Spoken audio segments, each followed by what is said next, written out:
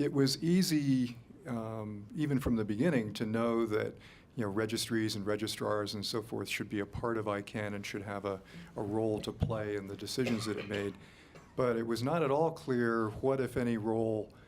individual internet users, what has come to be called the at-large, would be represented. And if we go all the way back to 2000, ICANN actually conducted what was the first and very definitely the last open election for 5 board seats, one from each of the 5 geographic regions. When Nia and I were both on the board together a couple of years later, we were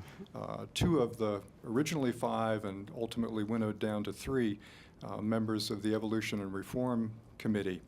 that was tasked with carrying out the consequences of what our second CEO,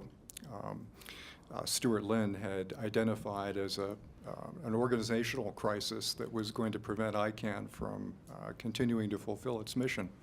Alejandro Pasanti was another member of that committee, as were Hans Kreienbrink and Phil Davidson. And we had to tackle the issue of the at-large because, of course, we'd had this election and it was widely considered to have been less than a resounding success,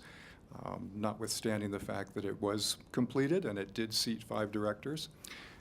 And in the process of looking at the at-large, there was almost a rebound from the election experience. And it was not until the last few iterations on the new bylaws, the reform bylaws, which were eventually approved in 2003, that we actually had a fully formed at-large advisory committee at the advisory committee level.